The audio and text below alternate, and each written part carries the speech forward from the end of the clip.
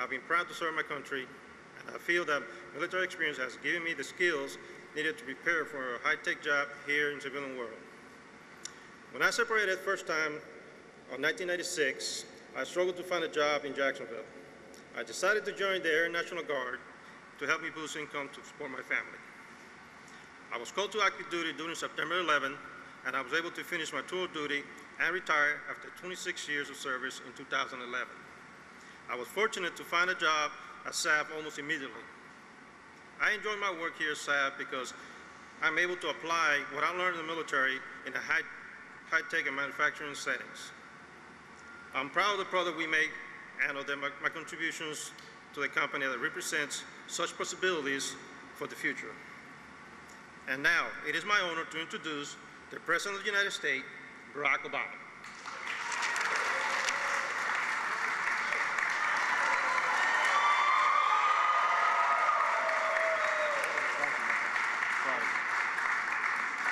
Hello, everybody.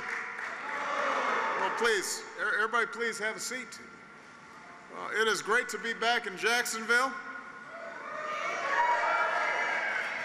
You know, as president, I've been to all 50 states. I have seen some pretty incredible things, but I've also got a bucket list of things I still need to get done. Apparently, I have not yet made it to the world's largest outdoor cocktail party. So there's some local things I got to check out at some point. That's the kind of thing you do once you are not president anymore. Hopefully I'll see you back. But it is great to be in Florida on a Friday afternoon. I want to thank Jaime not only for the introduction, but more importantly for your service to our nation. Thank you so much.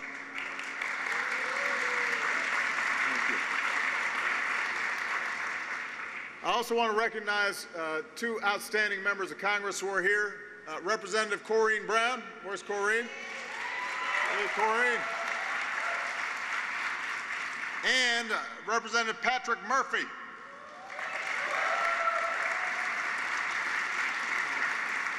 And I also want to thank everybody at Saft America for hosting us today, especially Tom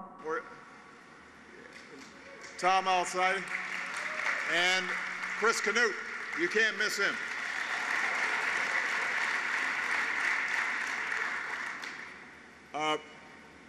We're here to talk about the great things you guys are doing at this facility. But before I begin, I do want to say a few words about yet another mass shooting that we've had to endure. Some of you may have heard yesterday a gunman murdered 3 people and injured 14 others in Heston, Kansas. And this morning I spoke with Mayor Kaufman and expressed our deepest condolences for the victims, their families, and the community as a whole.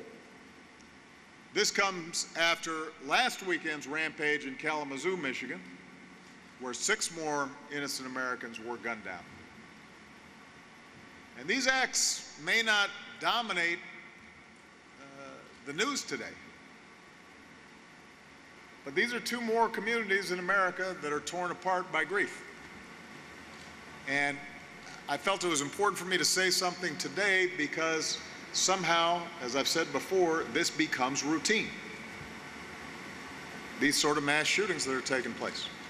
We cannot become numb to this. Anybody who says they want to keep the American people safe has to care about this, because it's happening in far too many towns and affecting far too many innocent Americans. And there are some things we can do about it. And right now, this Congress may not have any appetite to do something about it, but we need one that does. As long as I hold this office, I'm going to keep on bringing this up, even if it's not getting the same attention that it should. And I wish I didn't have to keep on talking about it. Lord knows I wish I didn't have to make these phone calls and comfort families. The real tragedy is the degree to which this has become routine. So I hope all of you pay attention to this. I hope the media pays attention to this. Once a week, we have these shootings. And it doesn't dominate the news. And that's got to change. So, thank you for allowing me to talk about that for a moment. The truth is, though, that even when we've got some real challenges out there, the reason I'm here today is because Saft is telling a story about the amazing work that people all across this country have done to bring America back from one of the worst financial crises in our history. So think about it. Sometimes people also forget where we've been, and if you forget where you've been, sometimes you don't know where you need to go. 7 years ago, the ground we were standing on was an empty plot of swampland. I don't know if gators make it up this far, but you know, it was not someplace you'd want to be wandering around. It had been ignored for more than a decade since the Navy base here closed. Back then, all around us, the economy was in a free fall. 800,000 Americans were losing their jobs every single month. That's almost the entire population of Jacksonville joining the unemployment line every few weeks. Families lost their homes, families lost their savings, and people here in Florida were especially hard hit. The unemployment rate here in Florida hit 11.2%, which was even higher than the national average. Fast forward today. Businesses like yours have created jobs for 71 straight months. 14 million new jobs overall. We've cut the unemployment rate by more than half. Nationally, the high was 10%. It's now down to 4.9%. And here in Jacksonville, it is even lower. Our auto industry just had its best year ever. We've created more than 900,000 new manufacturing jobs in the past 6 years. Meanwhile, our high school graduation rate is at an all-time high. Nearly 18 million Americans have gained health care coverage, although here in Florida there are a whole bunch of folks who haven't because the state hasn't expanded Medicaid. That's another topic. Businesses like Saft are leading a clean energy revolution that's creating jobs and making our planet safer and more secure at the same time. Now, you don't hear a lot about this from the folks who are on the campaign trail. They're spending all their time talking down America. I don't know when it became fashionable to do that. But I sure am proud of what I've seen Americans do over the course of these last 7 years since the crisis hit. And anybody who says we are not absolutely better off today than we were just 7 years ago, they're not leveling with you. They're not telling the truth. By almost every economic measure, we are significantly better off, and Florida is significantly better off. Jacksonville is a whole lot better off.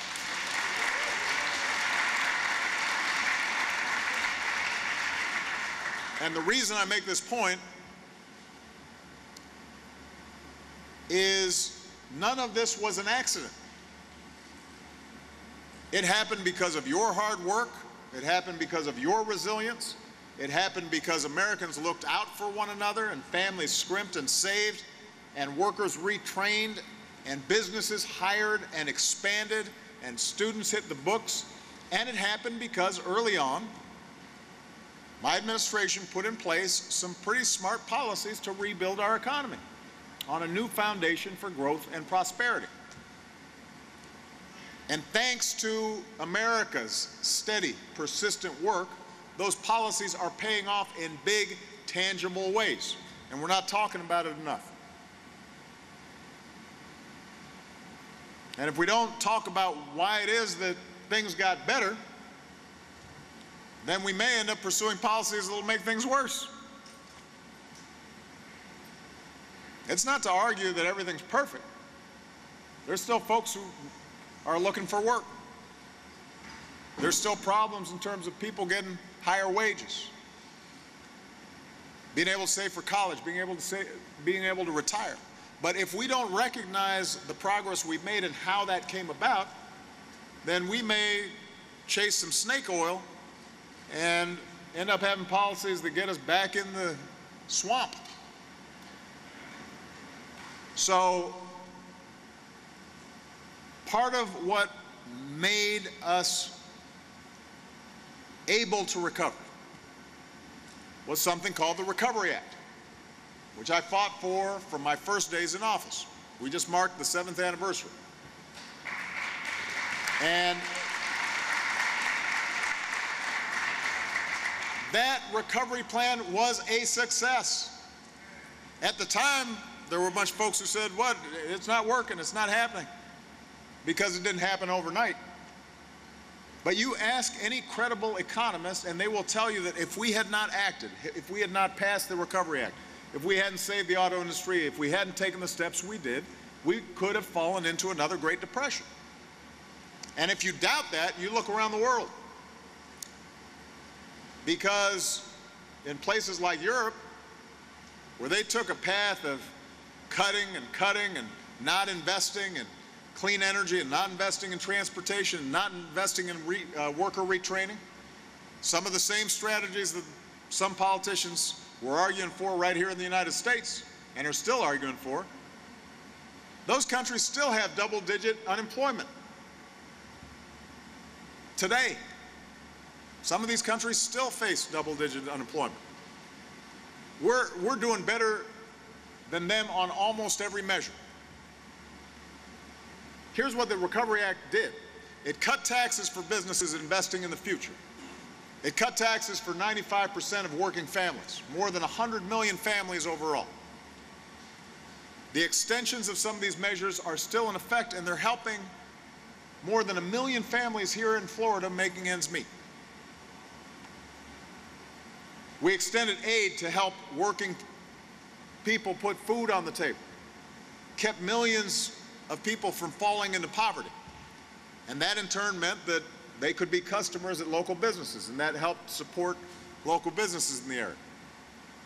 We helped states and communities keep hundreds of thousands of teachers and first responders on the job, which meant they could afford to pay their mortgage, and they could afford to go to a restaurant once in a while, and they could afford to buy the computer that their child needed for school, all of which kept the economy going. We put people back to work repairing our roads and our bridges and our ports, even sprucing up the National Mall and Ellis Island and the Grand Canyon. And we did this all while making this one of the most transparent, above-board pieces of legislation in our history. Almost zero waste or fraud. I put Joe Biden in charge, and we call him the sheriff. He wasn't putting up with any nonsense. We also aimed higher than just preventing another Great Depression. We wanted to build a new foundation for a stronger, smarter economy.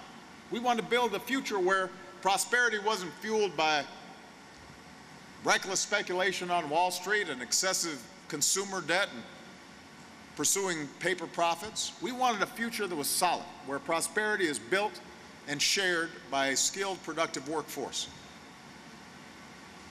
A prosperity that rests on sound investments that spread opportunity at home and help America lead the world in technology and innovation and the discoveries that help shape the 21st century.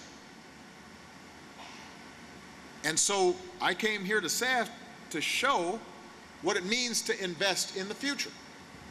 The future is built by the workers here at Saft and in companies like it all across the country. Because there are few areas where our efforts to build a new economy have paid off in a bigger way than in how we manage energy, make it cleaner, make it more efficient, help consumers, help businesses, and create jobs. When I took office, we were hopelessly addicted to foreign oil. The future of our renewable energy industry was pretty cloudy. It looked like it might start collapsing. But we knew that there were technologies out there that existed. The problem was they were too expensive.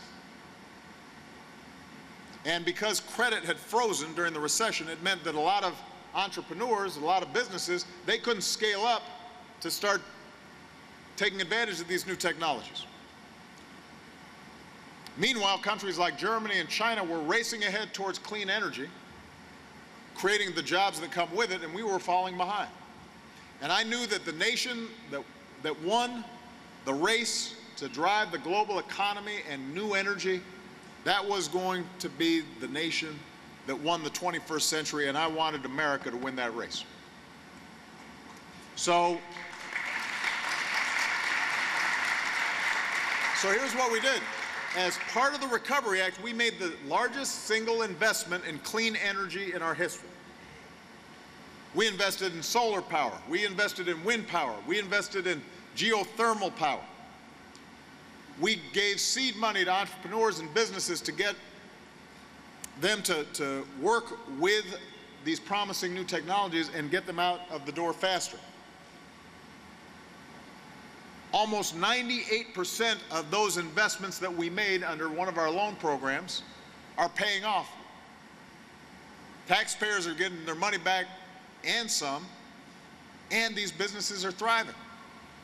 And overall, the clean energy investments we made in the Recovery Act have combined to support hundreds of thousands of jobs, including nearly 300 right here at Saft. This was an example of the fruits of those investments that we made. Jobs that America needs done, getting done right here in Florida.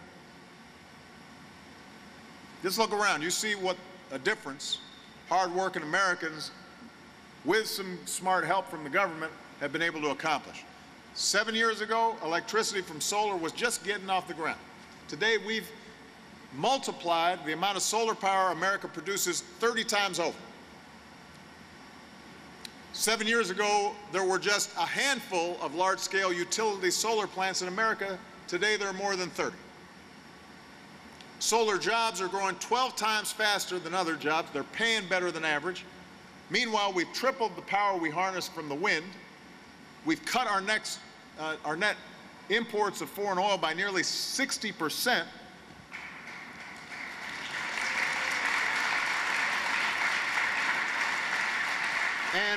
And all of you have helped us do this.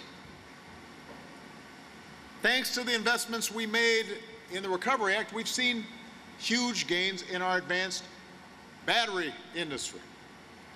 Because solar and wind don't work unless we've got good ways to store power when the sun's out or the wind's blowing, so that it can be used in a regular, reliable way. And the good news is America now has more than 24 factories manufacturing batteries and components for electric cars. And these batteries are nearly 70% cheaper and 60% more powerful than just 5 years ago. That's how fast we've been making progress in this area. And we're not just making advanced batteries for cars, we're putting them together so they're making batteries the size of cars. We just saw some. Look like trailer parks. And these batteries help stabilize our energy grid, which is allowing us to transition faster to renewable energy. That's what you're doing here at Saft. On my tour, I stepped inside, I took a look at a shipping container filled with cutting-edge lithium-ion batteries. It stores energy for times when the wind's not blowing and the sun's not shining. These batteries are the kinds of things folks don't always think about when it comes to renewable energy, but it couldn't be more important. So the good news is that over the final 3 months of last year, we deployed more advanced energy storage capacity than over the previous 2 years combined.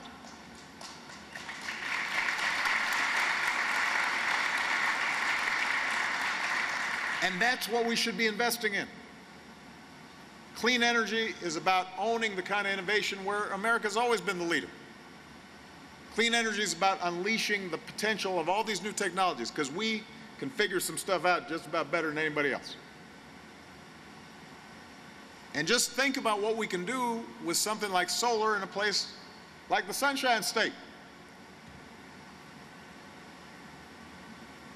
Clean energy is about cutting carbon emissions and fighting climate change so that we can help our kids breathe cleaner and protect the planet for future generations and make sure that Florida doesn't get flooded. Clean energy is about making our economy less dependent on foreign oil from some of the most unstable parts of the world. And clean energy is about a steady stream of good jobs that give families a chance to reach for something higher and leave something better behind for their kids. And here's one other great fact about clean energy. It's providing thousands of jobs for veterans, including vets that we brought home from Iraq and Afghanistan.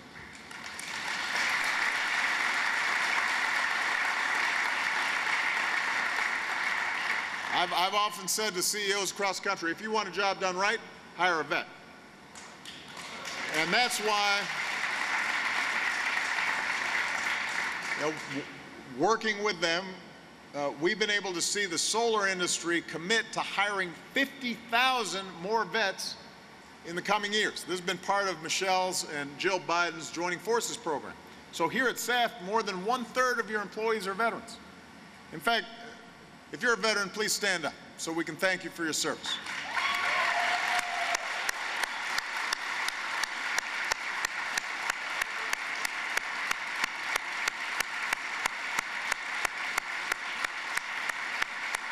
So, companies like this are powered by veterans like Jaime. Jaime's got 5 kids, grew up in Puerto Rico, lived in Atlantic City, served in the military for 26 years. For the last 4 years, he's been a team leader at the company that's building our energy future. And he's seen a lot, but the one thing he's learned is that, and I'm quoting him now, there's always so much that changes very fast, but so much possibility. And that's what Saft is about. That's what this recovery's been about. Things are changing fast, and that's scary sometimes. It means that you got to constantly retrain for the jobs of the future. It means that the economy is interconnected, and what happens on the other side of the world will affect us because you may be selling some batteries over there. Sometimes it's disorienting, but there's so much possibility. And that's the story of these last 7 years. So much has changed fast, but there's one country on earth that sees possibility where others see peril. There's one country on earth that has the power to make change work for us and not against us, and that's the United States of America, as long as we're not scared of it. We always adapt to change. We always figure it out. Because we're a nation of innovators and risk takers, we make change work for us. So we turned recession into recovery faster than almost any other country. We took an empty swamp, turned it into an engine of innovation.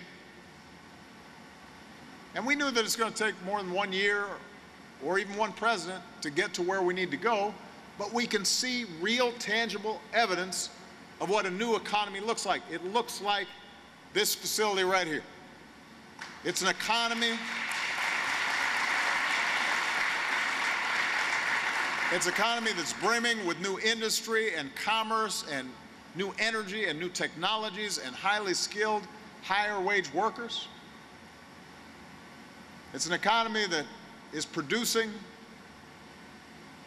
for the United States and U.S. markets, but is also selling stuff overseas because we make it better than anybody else because we got the best workers and the best innovators and the best scientists than anybody else. The future is ours. But to finish the job requires steady, persistent effort. We can't grow complacent. We can't chase false promises. We got to be smart. We got to work together. But I've never been more optimistic than I am now that we will get to where we need to go, because I've seen what you can do. And if we keep working together, everything is possible. And our best days are just ahead. So thank you, Jacksonville. Thank you, Saft. Thank you, veterans. God bless you.